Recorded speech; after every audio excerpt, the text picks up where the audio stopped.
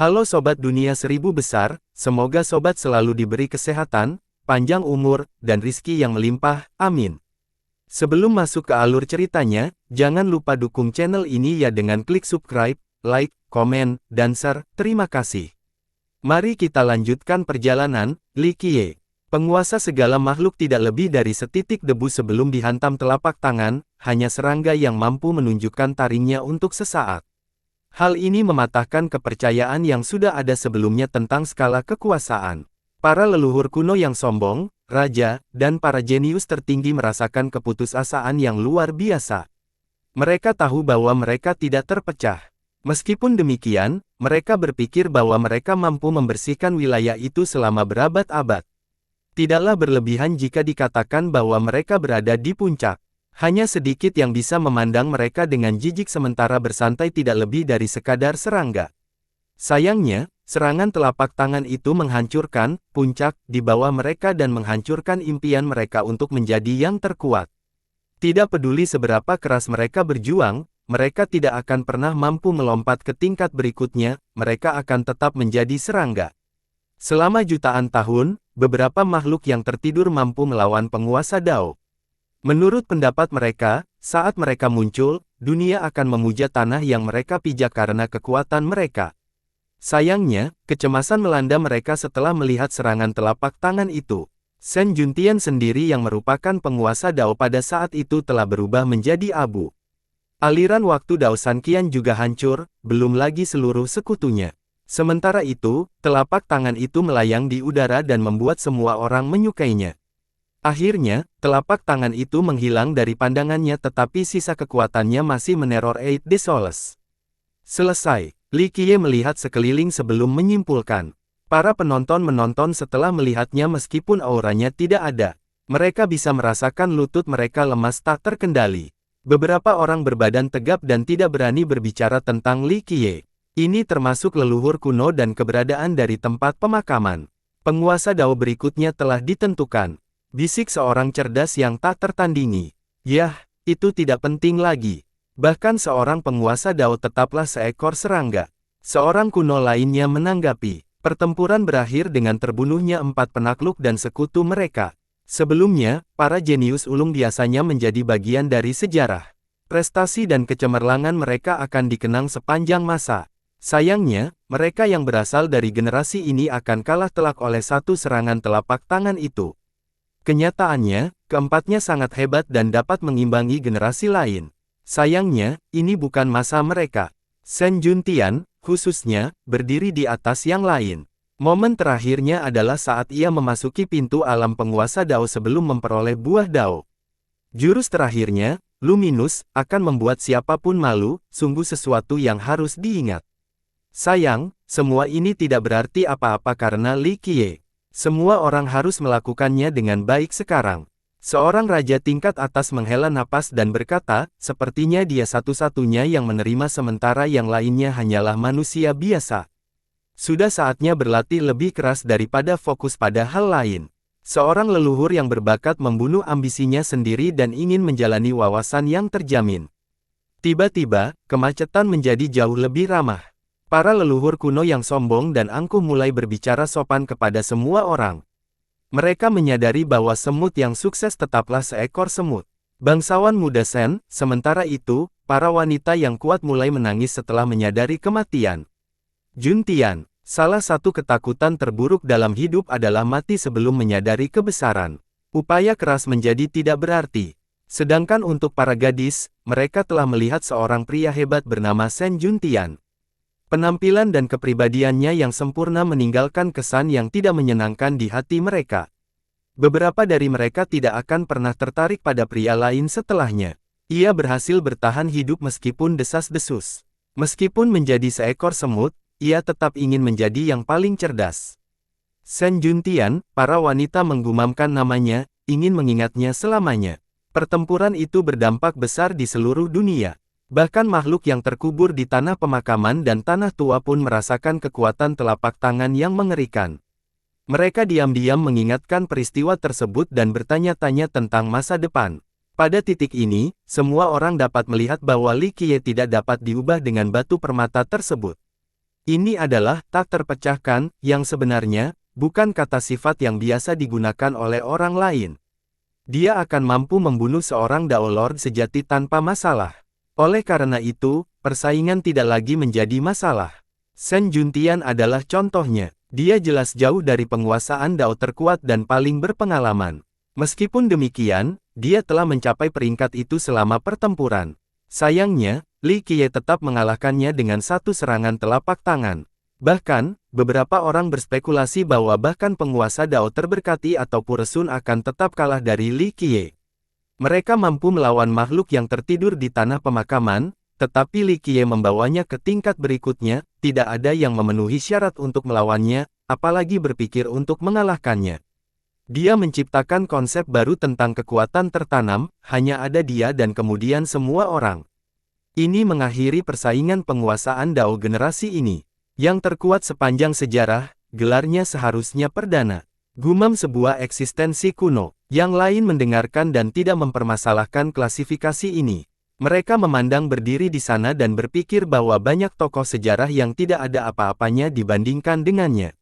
Prime, seorang raja leluhur di tanah pemakaman juga memperhatikan medan perang dan mengulangi sebutan ini. Ia merasa sebutan itu agak familiar. Kaisar Perdana. Makhluk-makhluk kuno yang membisikkan gelar ini dan mengingat sesuatu. Sayangnya, perasaan nostalgia ini hanya berlangsung sebentar. Hilang di sungai waktu. Komentar seorang cerdas yang sudah usang. Sementara para master puncak membahas kejadian ini, dua sosok dari atas mendarat di depan Li Qiye dan menampakkan wujud asli mereka. Penonton langsung terpikat oleh kecantikan mereka. Yang satu anggun dan mulia, memiliki daya tarik yang dewasa, yang lain memiliki keberadaan yang misterius dan pesona yang sulit dipahami. Wanita anggun itu memiliki dualitas yang menggugah, kemurnian seorang gadis yang menunggu untuk dinikahi dan keseksian seorang istri baru. Meski gaunnya tidak terlalu ketat, gaun itu masih cukup menonjolkan lekuk tubuhnya yang sempurna. Dia adalah buah matang yang siap untuk dimakan. Wanita misterius itu mengenakan gaun hitam panjang. Kain sutra tipis yang menonjolkan pinggang ramping dan kaki yang jenjang. Kain itu menutupi tubuhnya yang montok dan indah dan membuat orang lain berfantasi, sebuah lukisan indah yang digambar dengan sangat sedikit garis. Saat dia berjalan, garis-garis itu bergoyang maju mundur dan membuat orang lain segalanya. Yang lain tidak dapat mengalihkan pandangan karena kecantikan mereka semakin terpancar saat berjalan bersama. Meskipun demikian, hal yang paling menarik perhatian banyak orang bukanlah penampilan luar mereka, melainkan aura kuno dan agung mereka. Meskipun mereka telah menyembunyikan aura dan keilahian mereka, setiap orang masih bisa merasakan kekuatan mengerikan yang menjulang di dalam. Vitalitas samudera milik wanita bangsawan itu dapat menelan 3.000 dunia. Satu helai saja dapat menghancurkan satu benua. Wanita misterius itu entah bagaimana lebih menakutkan. Mengesankan sosoknya yang memikat, semua orang tahu untuk menjauh karena mereka bisa merasakan betapa berbahayanya dia. Setiap napas dan setiap kedipan memiliki potensi kehancuran yang tak terhitung. Siapapun yang berani mendekat akan dilahap, nasib Ang mirip dengan jatuh ke jurang tak berdasar. Betapa menakutkannya, seseorang di dekatnya. Mereka telah bertemu dengan banyak tokoh top hari ini, namun kecuali Li Qiye, kedua orang ini tampak lebih unggul dari yang lain. Siapakah leluhur kuno mereka? Tanya yang lain, tidak seorang pun mengetahui identitas dan latar belakang mereka meskipun mereka memiliki kekuatan. Pada titik ini, Star-Lord Ancient Sein yang telah melarikan diri sebelumnya kembali dan membungkuk ke arah kedua wanita itu, keturunanmu yang tidak berbakti memberi salam kepadamu, leluhur abadi. Leluhur abadi, kerumunan itu saling bertukar pandang. Memiliki gelar dengan kata, abadi, di dalamnya selalu berarti sesuatu yang hebat. Hanya sedikit orang dalam sejarah yang berani menggunakan karakter ini dengan sembarangan, setidaknya mereka memiliki kebijaksanaan dan kehati-hatian. Aku tahu mereka. Mereka adalah dewa pemakan langit. Seorang tetangga tua dari timur berteriak keheranan setelah mendapat pencerahan. Wah, belum pernah dengar. Penonton belum pernah mendengar judul ini sebelumnya. Mereka adalah eksistensi dari legenda, bagaimana mungkin mereka nyata? Seorang leluhur kuno dari timur merasa hal ini mencengangkan. Favorit, para leluhur kuno dan raja-raja leluhur dari timur mengira bahwa keduanya hanya ada dalam legenda. Mereka hanya tahu gelarnya saja, tidak lebih, tidak ada yang pernah bertemu mereka di era-era terkini. Hari ini, Star-Lord Ancient Sein mengkonfirmasi keberadaan mereka. Dia adalah salah satu cabang tertua yang masih aktif di timur. Mereka yang lebih tua darinya mungkin tidak akan pernah muncul di depan umum lagi tanpa bencana besar. Oleh karena itu, tidak ada yang meragukan klaimnya. Jadi mereka berdua adalah wanita. Seorang raja tertinggi menatap mereka berdua dan berbisik. Mengingat gelar mereka, kebanyakan orang berasumsi bahwa mereka adalah raksasa yang mampu mencapai surga seperti makhluk abadi dalam legenda, tidak seorang pun mengira keduanya begitu muda dan cantik. Para putri dan orang suci di sini sama sekali tidak dapat dibandingkan dengan mereka. Raja leluhur. Para leluhur kuno dari timur datang untuk menyambut mereka. Pada kenyataannya, ada beberapa raja leluhur yang hadir juga. Namun, mereka akan menjadi raja leluhur dari raja leluhur. Mereka yang dari timur bersujud untuk menunjukkan rasa hormat. Bagaimanapun juga, nenek moyang mereka semua adalah junior dari kedua makhluk ini. Jadi siapa mereka? Yang lain tidak familiar dengan sebutan ini. Legenda. Seorang leluhur kuno yang bukan dari timur berkata dengan lembut, orang-orang seperti Dao San Qian telah hidup cukup lama, tetapi mereka masih muda dibandingkan dengan legenda-legenda ini, tidak layak disebut.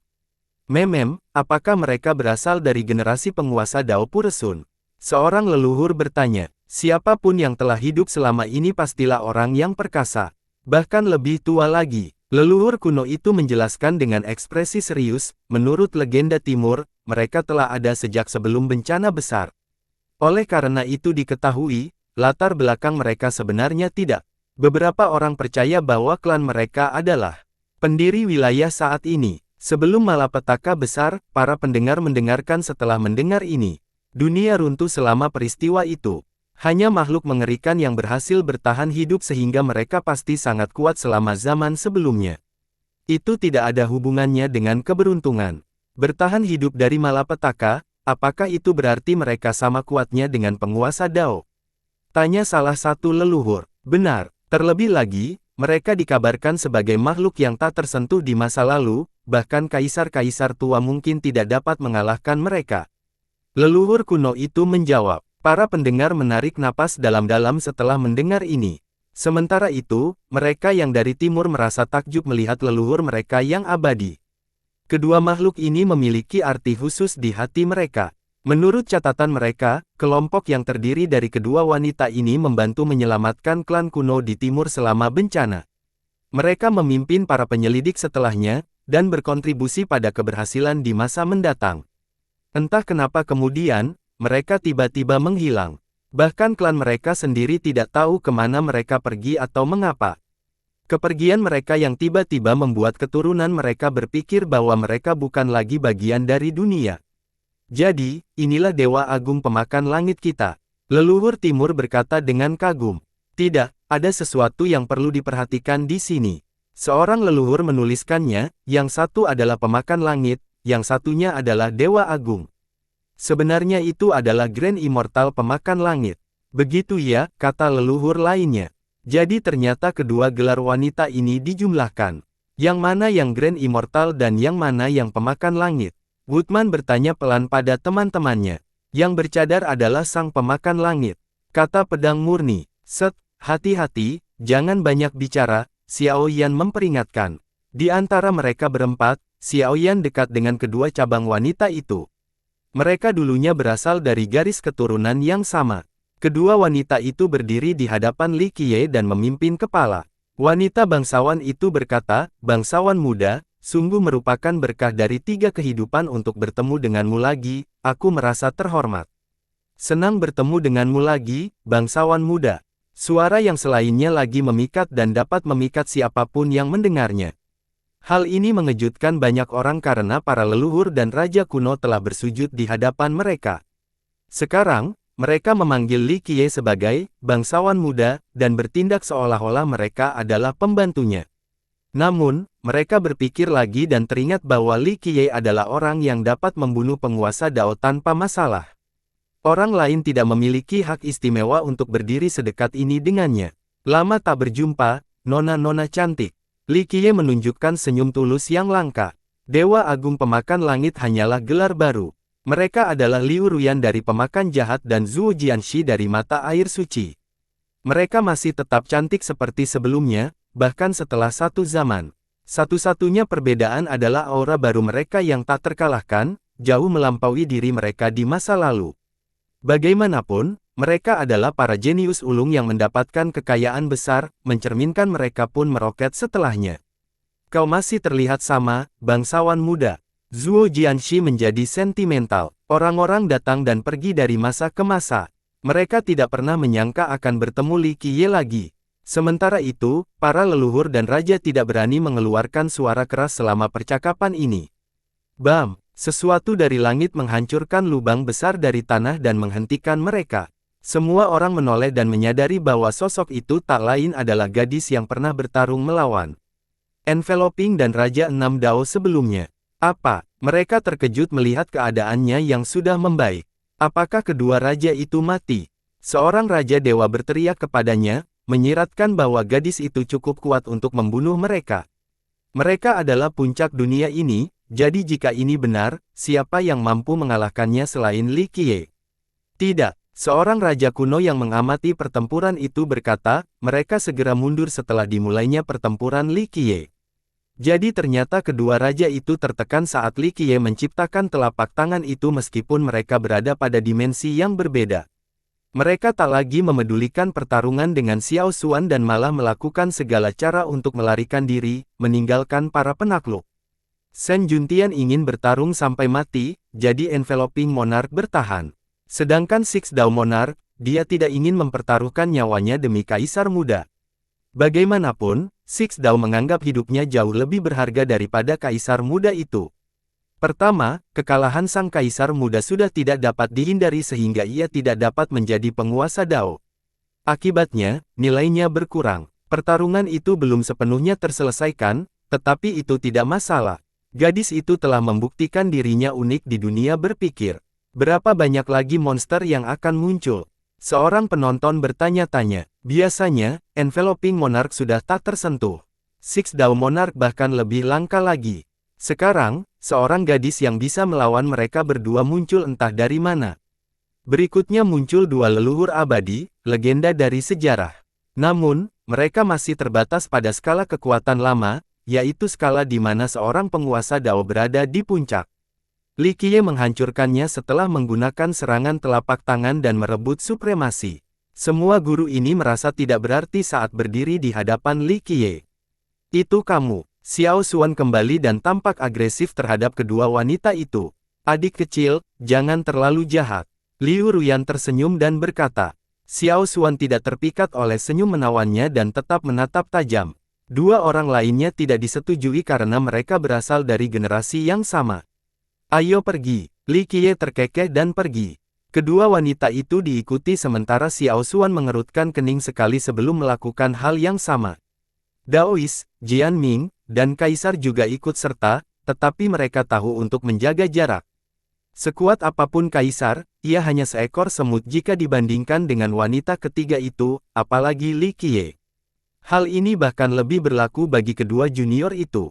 Setelah kelompok itu pergi, para penonton akhirnya tenang dan kembali sadar. Pertarungan itu meninggalkan kesan abadi di benak setiap orang. Para leluhur biasanya sombong karena gengsi dan kekuasaan mereka. Sekarang, semuanya hancur sejak mereka menyadari posisi mereka yang sebenarnya di dunia. Mereka tidak lebih dari semut yang bersaing dengan semut lainnya. Hal ini membuat mereka trauma beberapa sehingga memilih untuk berlatih secara terpisah sejak saat itu. Itu dia. Seorang raja leluhur memikirkan sebuah legenda yang telah terkubur di sungai waktu, sebuah keberadaan terlarang yang namanya tidak boleh disebutkan. Ya, seorang bangsawan yang datang bergidik datang. Mereka mengingat keberadaan yang berkuasa di zaman sebelumnya yang bayangannya meliputi segalanya. Bahkan kaisar yang paling perkasa pun tidak bisa lepas dari bayangannya. Dengan sayapnya yang terbentang, dia melenyapkan semua musuhnya tanpa melihat kekuatan mereka.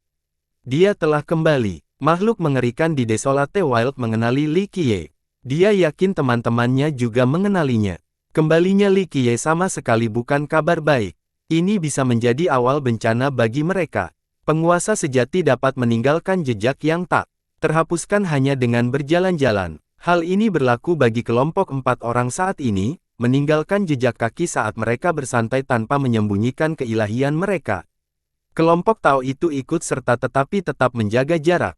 Kaisar adalah leluhur sebuah sekte. Status dan kekuasaannya jauh melampaui kedua junior itu. Sayangnya, yang ketiga hanyalah semut jika dibandingkan dengan keempat orang yang berjalan di depan. Dia tidak berbeda dengan mereka saat ini. Sementara itu, Xiao Xuan menatap tajam ke arah dua wanita lainnya. Zhuo Jianxi tidak mempermasalahkannya dan tetap berpose anggun sementara Liu Ruyan terus melirik dan memutar ke arah Xiao Xuan, seolah-olah memprovokasinya. Kupikir kalian berdua sudah melompat ke jurang, kenapa kalian masih di sini? Tanya Xiao Xuan. Adik kecil, sepertinya kamu tidak senang melihat kami di sini. Liu Ruyan terkekeh, apakah tidak ada yang akan bersaing denganmu untuk mendapatkan bangsawan muda? Dia bertanyakan mata setelah mengatakan ini. Konyol, Xiao Xuan tersipu malu dan memelotot ke arah. Jadi aku benar. Ruyan memerankan menawan seolah dia hanyalah seorang remaja yang sedang berkembang. Jangan pikir aku tidak akan merobek lidahmu. Xiao Xuan tidak mundur. Jangan lakukan itu, aku sangat takut dengan kekuatan nagamu. Ruyan menamparkan nepuk payudaranya yang menjulang tinggi, yang lain tidak akan mampu mengalihkan pandangan mereka. Dia tampak menggoda orang lain untuk melakukan kejahatan dengan setiap kedipan mata dan senyumannya. Kalau begitu aku akan menunjukkannya padamu. Xiao Xuan tampak seperti anak singa lucu yang siap menerkam. Alih-alih lucu, candaan main-main antara keduanya malah membuat 3 orang di belakang ketakutan. Pertarungan antara keduanya akan menggemparkan dunia.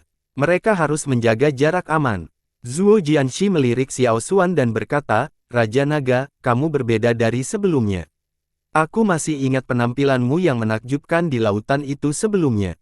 Xiao Xuan memiliki gelar lain yang tidak diketahui oleh para kuatir saat ini, Raja Naga Skychoiler. Nama aslinya adalah Wolong Xuan. Tentu saja, sebagian besar namanya terlupakan. Orang-orang memiliki kesempatan yang lebih baik untuk mengenalinya melalui gelarnya saat ini. Hanya beberapa eksistensi yang masih memiliki akses ke informasi ini karena kehancuran zaman sebelumnya. Zhuo Jianxi dan Liu Ruyan adalah 2 orang yang mengenalinya meskipun dia masih muda. Lalu, Xiao Xuan saat ini tidak lagi menyerupai naga yang ganas, tetapi lebih seperti anak yang sedang marah. Jianxi hanya tersenyum dan tidak mengatakan apapun. Terserah apa katamu, oke. Ruyan menambahkan mata di atasnya dan melanjutkan, masalah sebenarnya di sini adalah kau telah berubah menjadi gadis yang pemarah, kurasa bangsawan muda kita bukanlah orang mesum yang menyukai buah.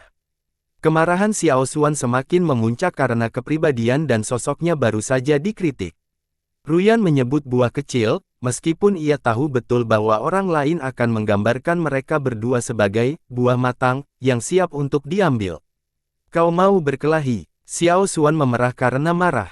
Aku siap kapanpun kamu mau. Ruyan tidak menyerah. Xiao Xuan menyingsingkan lengan bajunya, tampak siap bertarung.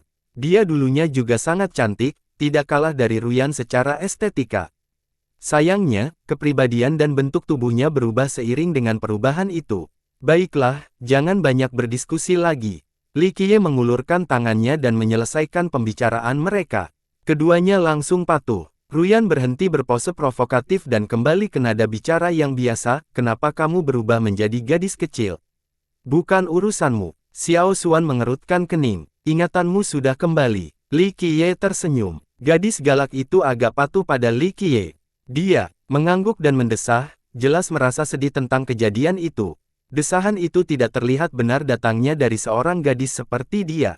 Dia dulunya adalah Raja Naga yang berkuasa dengan banyak teman dan sesama anggota sekte.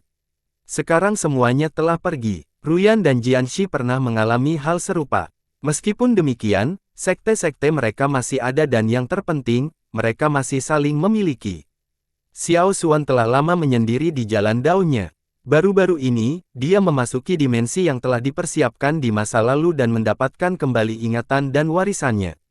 Sepertinya ini adalah pembalikan yang sempurna tanpa reaksi negatif, komentar Jianxi. Itu adalah garis keturunan laut dalam.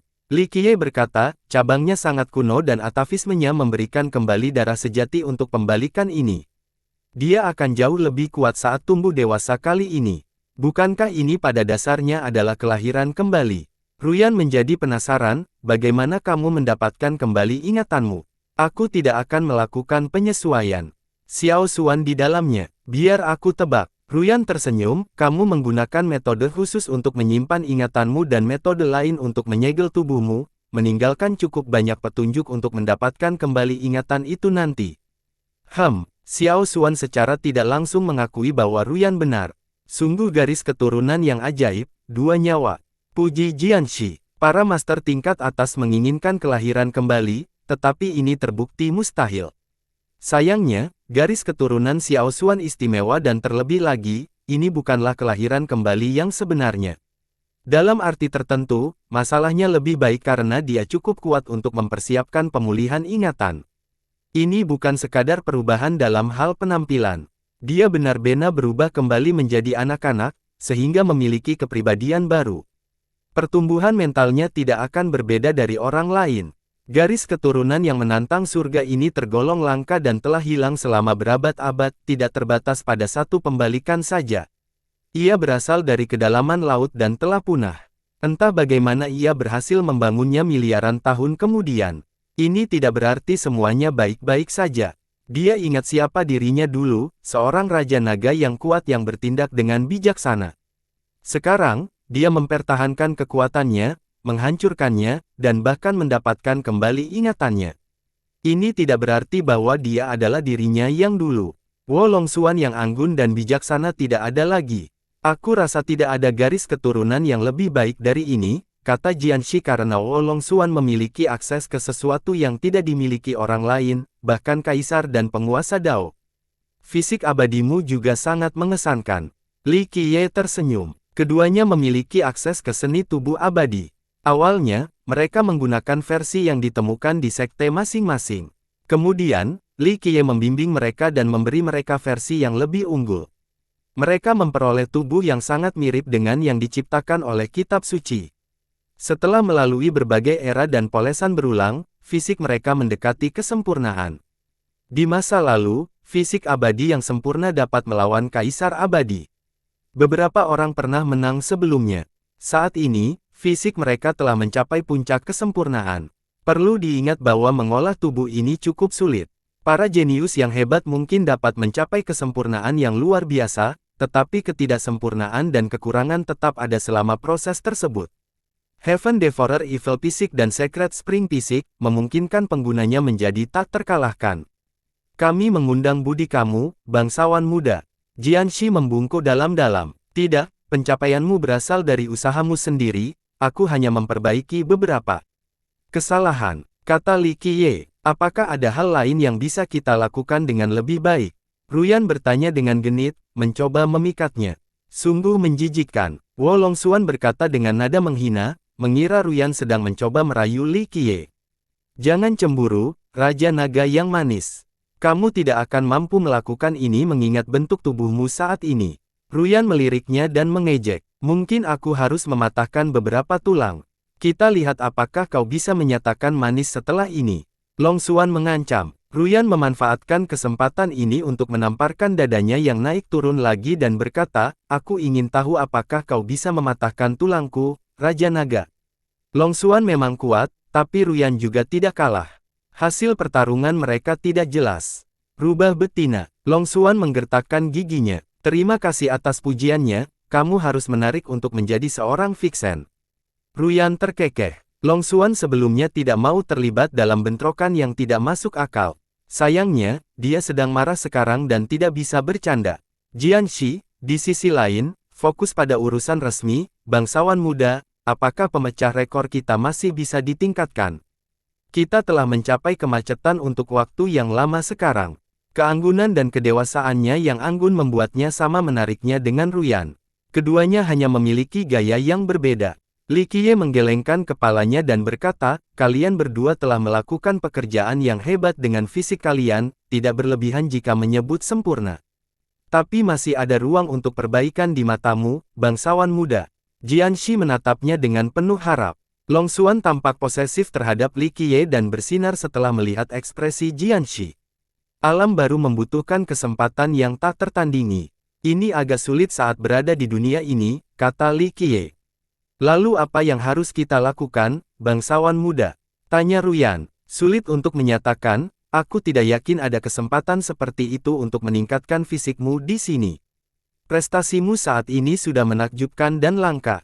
Li Qiye menjelaskan lebih lanjut. Keduanya bertukar pandangan. Ini terjadi saat kami terjebak dalam pusaran udara. Situasi genting itu memberi kami kesempatan untuk memoles kelemahan dao kami, kata Jianxi lembut. Ini bukan berasal dari situasi genting, melainkan dari hati daomu. Li Qiye tersenyum, keadaan itu hanyalah sebuah titik balik. Masuk akal, Ruyan setuju. Mereka mendengarkan dengan penuh perhatian karena bertemu kembali dengan Li Qiye adalah kejadian langka yang tidak lebih dari sebuah keajaiban. Hanya sedikit yang memenuhi syarat untuk menerima petunjuk dari tokoh bersejarah ini. Yang paling penting, karena kekuatan dan stagnasi mereka saat ini, mereka membutuhkan bimbingannya lebih dari segalanya. Keberuntungan adalah hal yang umum di dunia berpikir, terutama bagi mereka yang berani. Sayangnya, keberuntungan tingkat tinggi yang ditujukan untuk Liu Ruyan dan Zhuo Jianxi dulunya ada di suatu era. Mungkin kita harus mengunjungi pusaran air itu lagi, usul Liu Ruyan. Apakah memoles tubuhmu adalah alasan mengapa kau pergi ke sana? Li Qiye mendengus. Tidak, kedua gadis itu mengkonsolidasikan kepala secara bersamaan. Ada fenomena aneh yang perlu dikhawatirkan. Kami pergi dan tidak bisa keluar. Meskipun demikian, kami tidak menyerah dan terus mencari dao. Jianxi menjelaskan lebih lanjut. Saat itu, Dewa Agung Pemakan Langit merupakan puncak dari periode tersebut. Selama mereka masih ada, sekte mereka dapat terus mendominasi. Namun, suatu hari mereka tiba-tiba menghilang. Sahabat dan leluhur terdekat mereka tidak tahu kemana mereka pergi. Karena pentingnya mereka, sekte mereka mencari mereka dari masa ke masa. Itu hanya kebetulan. Mereka melihat sesuatu yang baru di pendingin udara itu dan memutuskan untuk masuk dengan paksa. Hanya sedikit tempat yang mampu mengesankan mereka, tetapi pusaran air besar merupakan hal yang menarik. Tentu saja, mereka tidak berisiko mati. Mereka meninggalkan pikiran-pikiran yang tidak perlu dan terus bermeditasi di dalam batin selama berabad-abad. Kurangnya gangguan memungkinkan mereka mencapai kondisi sempurna mereka saat ini. Hal ini, pada gilirannya, memberi mereka dorongan untuk meninggalkan pendingin udara. Saat ini, mereka ingin melangkah maju. Aduh, apa yang lebih baik daripada kesempurnaan? Peluang itu dicari, bukan dipaksa. Li Qiye menggelengkan kepalanya, tidak ada gunanya kembali ke pusaran air. Li Qiye benar karena tempat itu tidak lagi memiliki kekuatan untuk memenjarakan mereka seperti sebelumnya. Itu masih cukup kuat. Kekuatan gabungan kita tidak dapat menghancurkannya, kata Ruyan. Ya, tapi kamu masih punya kebebasan untuk pergi. Li Qiye tersenyum. Keduanya sepakat dengan hal ini dan menyerah pada gagasan ini. Mengapa makhluk jahat ini masih ada? Selau Wolong Xuan, tidak ada seorang pun yang dapat menghancurkannya seperti tempat pemakaman atau sekarang, daerah terlarang. Jianxi menjelaskan, itu memerlukan ekspedisi dan itu pun. Ketiganya masih perlu mengumpulkan master top lainnya dan menyerang lokasi tersebut secara terus-menerus. Ada peluang untuk berhasil, namun menghalangi mereka untuk melakukannya. Terlebih lagi, ada sejumlah lokasi seperti itu. Mustahil untuk mencakup semuanya. Meskipun demikian, jika ada seseorang di dunia ini yang dapat melakukannya, maka itu adalah pria yang berdiri di hadapan mereka. Oleh karena itu, mereka menatap Li Qiye. Mereka terkenang kembali pada aksi membunyikan makan di hari itu dan mengingat kembali perasaan menjadi lemah sekali lagi. Bangsawan muda, seranganmu tak terkalahkan. Kau bisa menguasainya. Jianxi memuji. Apakah tidak terpecahkan? Tidak, itu hanya gerakan dari salah satu musuhku. Aku pernah membunuh 10 orang dengan level itu dalam satu pertempuran. Li Qiye mengungkapkan. Hal ini mengejutkan wanita ketiga itu dan membuat mereka terkesiap. Jianxi berarti tak terpecahkan, dalam arti sebenarnya dari kata itu ketika dia memujinya tadi. Ini masih belum cukup untuk memenuhi resolusi itu. Mereka menarik napas dalam-dalam dan menenangkan diri, tidak masalah bahwa ada 10 kekuatan yang mampu melepaskan teknik tingkat itu karena mereka memiliki Li Qiye di pihak mereka. Penguasa tertinggi dan pembudidaya mengerikan mungkin menganggap mereka sebagai semut. Namun, ia tetap bisa membantai mereka. Ia adalah simbol harapan dalam pikiran mereka, menghapus semua keputusasaan. Puncak Dao tak terbayangkan. Jianxi berkata lembut, kami menemukan betapa kuatnya aliran udara itu setelah pemenjaraan. Aku tidak percaya masih ada hal-hal yang lebih kuat yang muncul dalam kegelapan. Benar, pusaran air bukanlah hal terkuat di Eight Desoles. Ada beberapa hal yang sama kuatnya. Li Qiye tersenyum. Yang mana yang terkuat? Tanya Wolong Xuan. Monster yang telah tertidur selama berabad-abad. Mungkin telah mendapatkan kembali sebagian besar kekuatannya. Mata Li Qiye bertambah. Jadi kau di sini untuk membunuh, bangsawan muda. Jianxi dan Ruyan saling bertukar pandang. Sayangnya, mereka tidak akan tertipu oleh tipuanku. Aku sengaja menggunakan serangan telapak tangan untuk memprovokasi beberapa dari mereka, tetapi mereka tetap berhati-hati. Katanya, jika kamu ingin memulai ekspedisi, kami akan menjadi pelopormu, bangsawan muda. Ruyan tersenyum menawan. Mengetuk pintu mereka satu persatu terlalu merepotkan. Li Qiye berkata, ditambah lagi, kita akan membuat orang lain khawatir setelah kunjungan pertama, tidak akan mudah menemukan mereka setelahnya. Apakah kamu punya rencana? Tanya Jianxi. Akan selalu ada sesuatu yang cukup menggoda untuk melakukan sesuatu. Waktunya juga tepat, kata Li Qiye. Sudah waktunya, tanya Wolong Xuan. Surga jahat yang lama tidak akan muncul di generasi ini, jadi tidak ada kematian. Waktu panen sudah tiba. Li Qiye mendengus. Benda apa yang bisa menggoda monster-monster ini? Jianxi bertanya-tanya karena dia sendiri tidak peduli dengan harta karun biasa setingkat penguasa Dao. Artefak yang menakjubkan di atas daging dan darahku. Cukup bergizi. Li Qiye berevolusi. Jadi, kau memancing dengan umpan, bangsawan muda. Keduanya mengerti. Sasaran Li Qiye saat ini adalah monster tersembunyi. Ya, mereka harus ditangani, kata Li Qiye. Bolehkah kami tahu lebih banyak tentang targetmu? Tanya Liu Ruyan. Mereka yang pantas mati. Itu tergantung siapa yang akan menggigit umpannya. Kata Li Qiye. Desolate Wild dan daerah terlarang mungkin akan bekerja sama, kata Jianxi lembut. Tidak apa-apa, Li Qiye memperluas, lebih banyak orang, lebih menyenangkan. Namun, tempat-tempat ini semuanya dibelenggu dan ditekan entah bagaimana caranya. Hal ini terutama berlaku untuk zona terlarang sehingga mereka bukanlah ancaman nyata. Mengenai tempat pemakaman, karena ini adalah zaman baru, yang lama tidak muncul kemungkinan besar akan terjadi penipuan. Aku teringat monster raksasa. Wolong Xuan memasang ekspresi serius saat berkata, dulu di Heaven Spirit saat aku kembali, aku dibawa ke sungai waktu dan melihat sekilas makhluk besar ini. Galaksi hanyalah sebagian dari tubuhnya.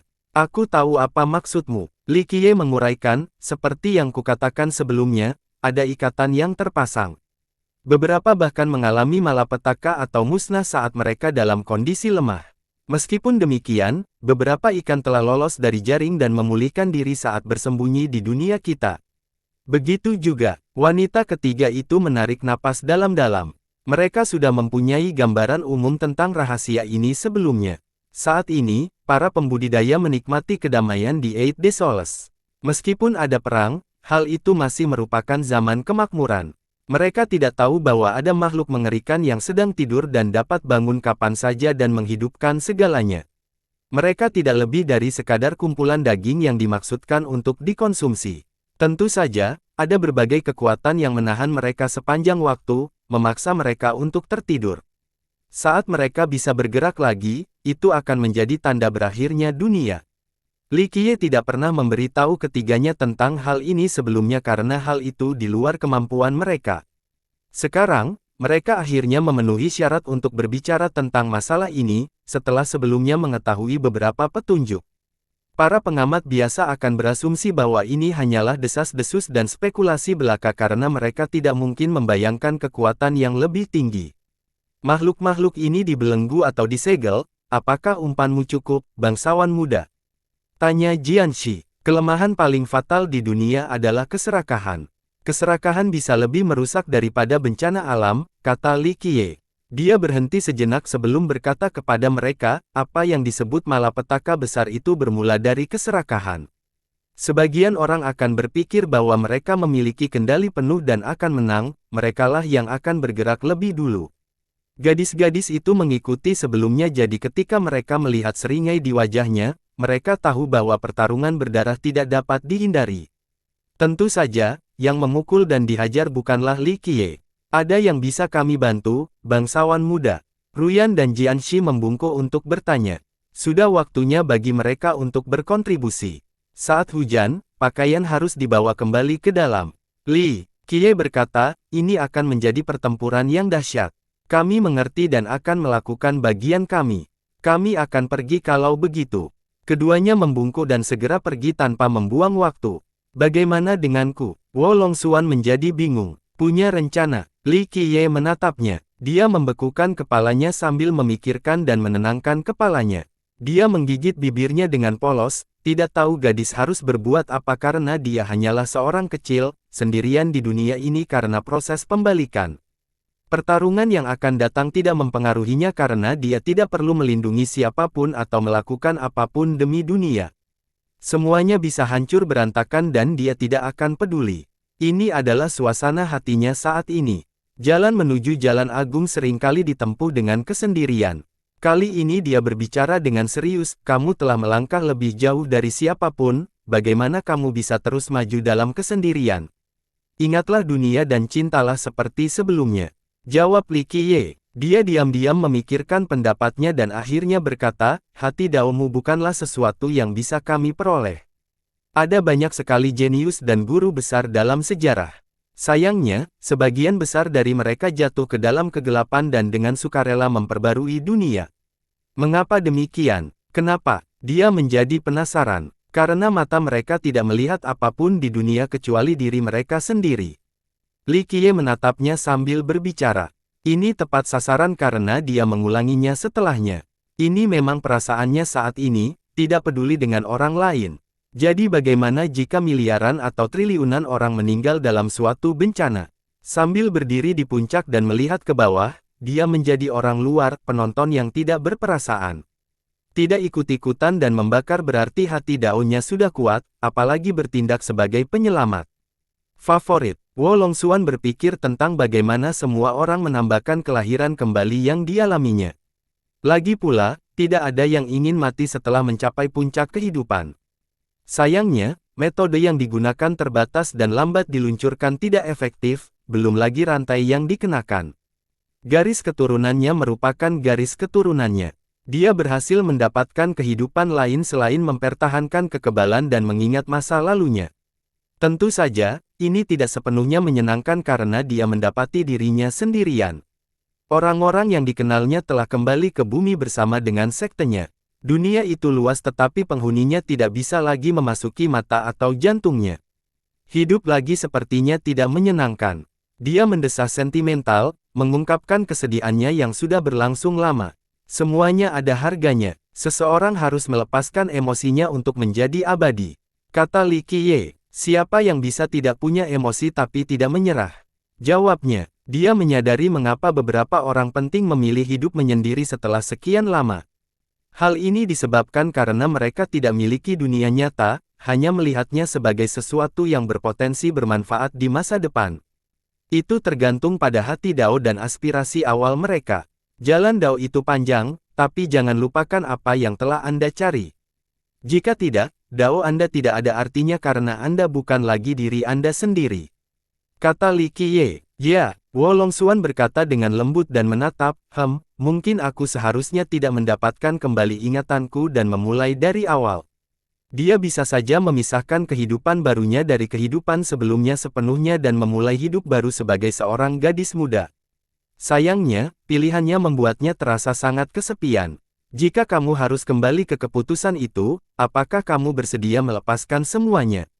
Kenanganmu tentang semua teman dan orang-orang yang kamu cintai, tanya Li Qiye. Dia menjawab. Setelah beberapa lama, dia menjawab, saya tidak tahu.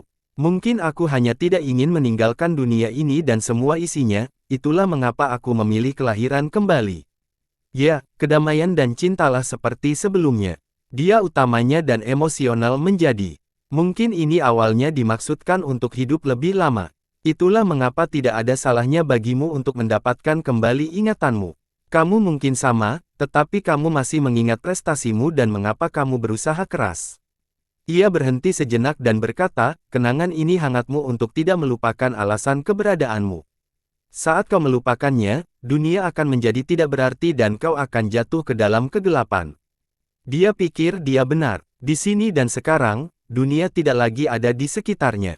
Jika dia tidak memiliki ingatan, dia tidak akan peduli dengan kelangsungan hidup di dunia. Dalam hal itu, dia mungkin akan melangkah lebih jauh dan berpartisipasi dalam sinkronisasi. Para makhluk hebat pernah menumpahkan darah untuk melindungi dunia dan orang-orang yang mereka cintai, bahkan rela mengorbankan nyawa mereka. Sayangnya, setelah beberapa waktu, dunia, mereka menghilang dan mereka melupakan aspirasi awal mereka. Hal ini mengubah mereka menjadi kehancuran, karena itu kenangan menjadi hal yang penting. Aku tidak tahu bagaimana kau bisa melakukannya, bangsawan muda. Katanya, Li Qiye telah hidup lebih lama darinya namun ia tetap berjalan dan berpartisipasi dalam kehidupan fana dengan penuh cinta. Li Qiye tersenyum dan menatap cacing. Matanya tampak mengintip ke atas langit yang tinggi. Ini hanyalah bagian dari Tao. Li Qiye berkata, aku harus tetap menjadi diriku sendiri atau semua penderitaku tidak akan berarti apa-apa. Lalu apa yang harus aku lakukan? Gumamnya sebelum bertanya dengan kesungguhan seperti anak kecil yang ingin belajar. Dia terdiam sebelum menjawab, pergilah ke alam rahasia, masih ada orang-orang dan hal-hal dari masa lalu, mereka yang pernah hidup di dunia yang sama denganmu. Mereka dapat menghangatkan hatimu. Terima kasih bangsawan muda, karena telah membimbingku baik di kehidupan sebelumnya maupun saat ini. Dia membungkuk dalam-dalam dan sangat menghargainya karena dia selalu menuntunnya ke jalan yang benar. Pergilah sekarang. Dia mengangguk dan menerima itu. Apakah kita akan bertemu lagi? Karena kesepiannya, pertemuan dengan Li Qiye merupakan peristiwa yang menjadi lampu penuntun dalam hidupnya. Itu dapat menggerakkan dan memungkinkannya untuk melangkah maju. Jika memang itu takdirnya, tapi ini tentu bukan perpisahan yang terakhir. Ucap Li Qiye, aku harap kita bisa bertemu lagi. Dia mendekat dan memeluknya. Meskipun ini bukan perpisahan karena hidup dan mati, dia tahu bahwa Li Qiye akan segera kembali ke alam atas. Perang-perang ini jauh di luar jangkauannya dan dia mungkin tidak dapat kembali. Aku harap niat baikmu akan tetap sama dan menuntunmu maju, gadis kecil. Dia memeluknya kembali. Semoga kau abadi, bangsawan muda. Mata berkaca-kaca. Dia lalu berbalik dan pergi tanpa menoleh ke belakang sementara dia memperhatikan sampai dia menghilang dari cakrawala. Ini adalah perpisahan lain untuk kenangannya, beberapa lebih tidur daripada yang lain. Kenangan yang baik termasuk bertemu teman-temannya lagi, tetapi tidak semuanya berakhir bahagia. Berapa banyak yang dapat menahan waktu seperti yang dia alami? Favorit. Dengan itu, dia memberi isyarat kepada pria ketiga itu untuk mendekat. Kembalilah dari tempat asalmu, perintahnya kepada mereka. Bangsawan muda, Jianming tidak menduga hal ini karena mereka telah mengikuti Li Qiye sejak lama. Aku akan segera pergi ke suatu tempat. Ia berkata kepada mereka, bencana akan datang dan tempat ini tidak lagi cocok untuk kalian bertiga tinggali. Pergi atau binasa. Yang ketiganya gemetar dan merasakan sesuatu yang tidak menyenangkan setelah mendengar kata, malapetaka, dari mulut Li Qiye. Kami mengerti. Ketiganya berbaring di sepanjang itu. Nenek-nenek moyangmu telah meninggalkan rencana darurat yang dahsyat. Jika saatnya tiba, bersembunyilah di sana. Lanjutnya, kami akan patuh, Tuan Muda. Mereka membungkuk lagi. Li Qiye lalu mengangkat satu jari dan jari itu bersinar dengan cahaya yang berasal dari batu permata abadi. Takdir telah mempertemukan kita. Aku akan memberimu hadiah atas usahamu. Li Qiye menunjuk dahi Jianming. Berdengung. Cahaya itu memasuki lautan ingatannya dan menyebabkan tsunami, membuatnya gemetar dan berkeringat tak terkendali. Cahaya itu kini ada dalam pikiran selamanya, selalu siap membimbingnya. Terima kasih, bangsawan muda. Jianming bersujud dan membungkuk berulang kali. Dia lalu menunjuk ke arah tempurung kura-kura sang Tao dan menjentikkan jarinya. Klang, peluru itu melompat ke udara sebelum jatuh kembali ke tangan sang penganut Tao. Saat ini, peluru itu menyala dengan cahaya misterius dan mendalam. Sang penganut Tao sendiri tidak dapat langsung mengerti meskipun ia menguasai seni ini. Pergilah, harta karun ini berisi masa depanmu dan sukumu. Berusahalah untuk memahaminya, kata Li Qiye. Aku tidak akan pernah melupakan kemurahan hatimu, bangsawan muda. Sang penganut Tao meneteskan air mata saat ia berlutut. Hadiah ini tidak hanya menguntungkan dirinya sendiri, tetapi juga seluruh sukunya. Ia berpikir bahwa begitu ia kembali, ia akan mendirikan sebuah kuil untuk menghormati Li Qiye selama berabad-abad mendatang. Sedangkan untukmu, gerbang emasmu adalah mertua dari bocah nakal itu. Li Qiye mengingatkan sang kaisar. Sebagai leluhur terbaik, dia langsung memahami paksaannya, sektenya perlu bergantung pada Jianming di masa depan. Dengan kata lain, Jianming memiliki masa depan yang cerah dan akan jauh melampauinya. Biasanya, dia tidak perlu bergantung pada siapapun karena status dan kekuasaan. Dalam kasus ini, dia tahu lebih baik daripada tidak menghiraukan komentar Li Qiye. Saya mengerti, dia bersujud untuk menunjukkan rasa hormat. Yang ketiga tidak berani berlama-lama dan segera meninggalkan persatuan primordial. Mereka kembali ke sekte mereka untuk bersiap menghadapi kemungkinan terburuk. Meskipun mereka tidak memiliki gambaran yang jelas tentang apa yang disebut malapetaka ini pasti sesuatu yang menggemparkan. Mereka ingin membantu sesama anggota klan mereka melarikan diri atau kematian sudah pasti. Setelah mengusir yang ketiga, Li Qiye menyalakan sebuah puncak yang megah. Bagian atasnya berada jauh di angkasa, ditempatkan di surga, bukan di tanah seperti pohon. Ia memanggil cahaya istimewa yang bukan miliknya, melainkan milik pohon kontribusi. Berdengung, ia terbang ke salah satu rune Dao mistis dan menyebabkan reaksi berantai, berdenyut keluar hingga menjadi sesuatu yang menyerupai sumber Dao. Tepat pada detik ini, di tanah leluhur keempat marga, pohon yang layu itu kembali berseri-seri. Tunas-tuna muncul dan berubah menjadi daun-daun hijau dengan cepat. Cahaya Dao muncul di seluruh wilayah mereka. Anggota mereka merasakan energi sejati kekacauan mengalir keluar dari tanah, mengubah rumah mereka menjadi surga di dalamnya. Pohon itu terlahir kembali. Para leluhur segera merasakannya, menyadari bahwa Li Qiye telah menepati janjinya dan memberi mereka keberuntungan. Para leluhur kita, mereka dan para junior bersujud di tanah setelah melihat harapan untuk masa depan lagi. Pada saat ini, Jianming telah kembali. Ia memberitahu para leluhur lainnya untuk memberitahu semua orang agar kembali. Rencana mereka adalah fondasi dan sumber daya klan untuk bertahan hidup dari bencana ini. Jauh di dalam Primordial Union terdapat banyak nebula dan hukum Dao yang menari-nari. Beberapa lubang hitam dan ruang kacau juga dapat terlihat, sebagian besar ditekan oleh Grand Dao. Setelah melewati berbagai rintangan, ia berhasil mencapai pendingin udara dengan kekuatan Dao dan kekuatan hidup yang tak terbatas. Rupanya itu adalah asal-muasal semua kehidupan di sini. Tentu saja, ini hanyalah embrio. Sumber sebenarnya dari Grand Dao tidak dapat ditemukan dengan mudah. Li Qiye mengangkat tangannya dan mulai memperoleh kehidupan dan kematian sambil menghubungkannya dengan pendingin udara ini. Ledakan, sebuah kekuatan besar meletus dan dirasakan oleh semua orang. Cahaya Dao mengalir dari langit dan membutakan para penonton. Meski begitu, mereka dapat melihat sosok yang berdenyut. Siapa dia? Ini menjadi pertanyaan utama. Ini Li Qiye. Seseorang mengenali sosok yang dikenalnya itu. Apakah dia berada di sumber Dao penyatuan? Atau lebih tepatnya, sumber primordial. Seorang yang bersahabat yang tak tertandingi menarik napas dalam-dalam, apakah dia ingin masuk? Yang lain menjadi emosional setelah mendengar ini. Bersambung.